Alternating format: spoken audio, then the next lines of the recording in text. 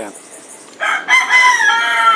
En Memorias de la Mocanía, huellas que dejan historia, nosotros hemos realizado un trabajo concerniente a lo que fue el trueno de Machepa en esa década de tanto accionar revolucionario, de tantas aventuras y de tanto sufrimiento que vivió el pueblo dominicano, como fue la década del 70, reiteramos. En ese sentido, el movimiento popular dominicano, que tenía presencia muy activa en amplios sectores del Partido Revolucionario Dominicano, especialmente en el sector juvenil, de las mujeres y del sindicalismo PRDista, estableció en la ciudad de Moca un comando que llamó Trueno de Machepa, el cual estaba constituido por sectores importantes tanto del MPD como del PRD. Y esos jóvenes, bajo la orientación de la cúpula MPDista y con la presencia activa y física en la ciudad de Moca de el MEN, de Jorge Puello Soriano, establecieron la táctica y estrategia para mantener un movimiento de masa permanente en los distintos barrios de la ciudad. El MEN llega a Moca y llega por primera vez y se instala en la 16 de agosto número 100 en la casa de la familia Balcácer Tejada. De ahí es trasladado a donde la familia Balcácer Baptista, donde quedó establecido lo que se llama el campamento, desde el cual él impartía algunas instrucciones para la conformación de dicho comando. Comando tanto para accionar desde el punto de vista militar como desde el punto de vista de la movilización de las masas. Hay que resaltar que el MEN también estableció contacto con personalidades de la categoría de Manuel Lulo Jeter, quien fue un expresidente o secretario general del Movimiento Revolucionario 14 de junio en la década del 60 y que había participado también en la guerrilla con Manolo Tavares Justo. Recibió también el apoyo de personalidades ligadas a las principales familias de clase media y alta de la ciudad de Moca. Ahí está el caso de Lulú Compré, que fue un activo colaborador del MEN y del Trueno de Machepa. Al Trueno de Machepa también se integraron jóvenes de la categoría de Rafael Balcácer, Elsa Balcácer, también estaba Manuel Holguín, Arnaldo Vázquez, y todo este movimiento del Trueno de Machepa también coincidía con la gran lucha que libraba la Universidad Autónoma de Santo Domingo por el $500,000 para la UA y las luchas estudiantiles que se desarrollaban en los diversos liceos y escuelas públicas, tanto en la ciudad de Moca como en el interior del país.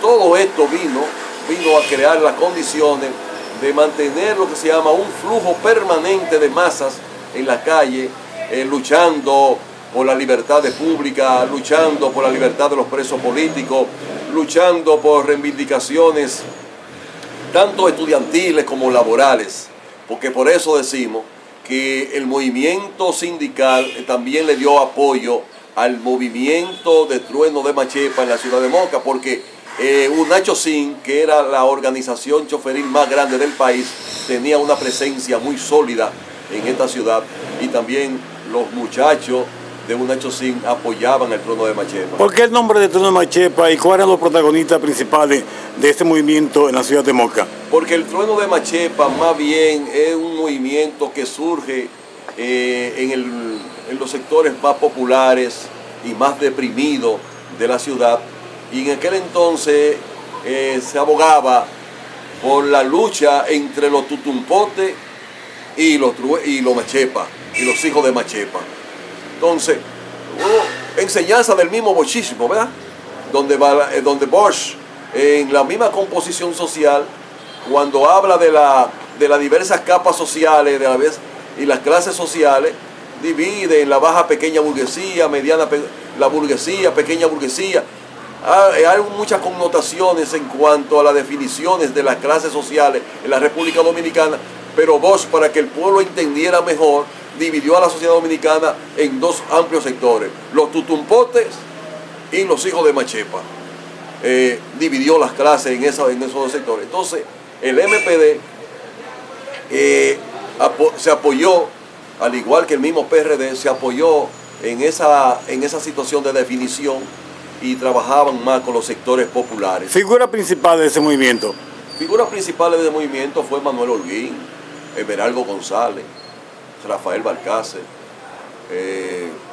Elsa Balcácer, Arnaldo Vázquez. Se habla de jóvenes también que tuvieron una participación muy activa, como fue el Popular, pero el Popular no tenía lo que se llama la capacidad intelectual, la capacidad política. Era un muchacho muy aguerrido, eso sí, y aventurero. En varias oportunidades recuerdo que el MEN le llamó la atención por cometer muchos liberalismos que ponían en peligro hasta la vida de muchos de los principales dirigentes, tanto del Movimiento Popular Dominicano como del Partido Revolucionario Dominicano. Hay que señalar una cosa: Winton Arnaud también tuvo una activa participación en la conformación del Trueno de Machepa. Y Winton Arnaud en ese entonces era el presidente de la Juventud Revolucionaria Dominicana, de la cual también Lorenzo Bencosme, Sandino Domínguez y quien os habla fuimos dirigentes nacionales de ese organismo apéndice del Partido Revolucionario Dominicano. Conquista importante en aquella época de esos movimientos. Figura importante. No, conquista. La conquista principal en aquel gran movimiento fue, aunque nosotros se desarrollaban las actividades en el seno del pueblo, principalmente en los barrios más empobrecidos de la ciudad, como el viejo Puerto Rico, que se declaró, en una oportunidad se declaró como zona libre. También ese movimiento tuvo en Guachupita, tuvo en la parte baja de la ciudad, como el barrio Mejoramiento Obrero, cerca del próximo a la Mocachú. También tuvo sus grandes jóvenes, participaron también aquí en Las Flores y en la parte alta de la ciudad.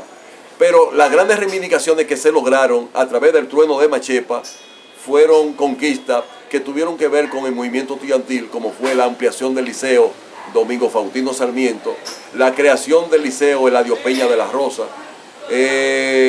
y algunas urbanizaciones ya del gobierno, de la construcción de esas grandes obras del gobierno, como el Acueducto Cibao Central, y esas cosas que eran reivindicaciones también que el pueblo en aquel entonces pedía, y que el MPD, a través del Trueno de Machepa y el PRD, abrogaban y destacaban de que tenían que realizarse como reivindicaciones sociales.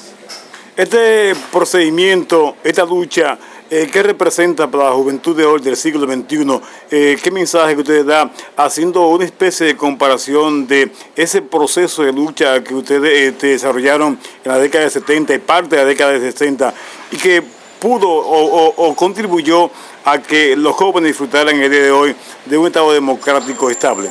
Oye, Cristian, lo primero que hay que hacer es rescatar las huellas que han estado empolvadas, han estado prácticamente en una situación de no sentirla, de no verla.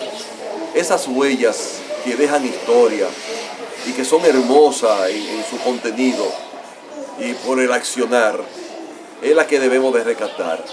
Y con ella enseñarle a estas generaciones, a esta presente y futuras generaciones, el sacrificio que mostraron tantos hombres y tantas mujeres. Muchos de ellos perdieron la vida, pero muchos de ellos que participaron en esas grandes